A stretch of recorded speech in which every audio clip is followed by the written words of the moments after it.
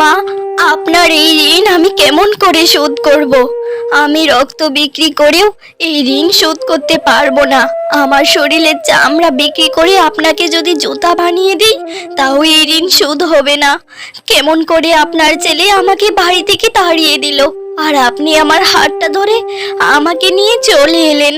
আপনার ছেলে মেয়ের পাশে না দাঁড়িয়ে আমার কথা চিন্তা করে আমার সাথে চলে এলেন। আপনার মতো মা পাওয়া সত্যি ভাগ্যের ব্যাপার। আমি অনেক ভাগ্যবতী মা, আমি অনেক ভাগ্যবতী। না রে মা, আজ যদি তোর বাবা মা বেঁচে থাকতো, তোর এই কঠিন সময় তারা ঠিকই পাশে দাঁড়াতো। আমি আর তোর জন্য কি বা করতে পারলাম? নিজের সন্তানদেরকেই তো ঠিক মতো মানুষ করতে পারিনি। যদি পারতাম, আজ তুই আর আমি কি ঘর ছাড়া হতাম? আমি যেটা সত্য, যেটা নেই সেটার পক্ষেই আছি।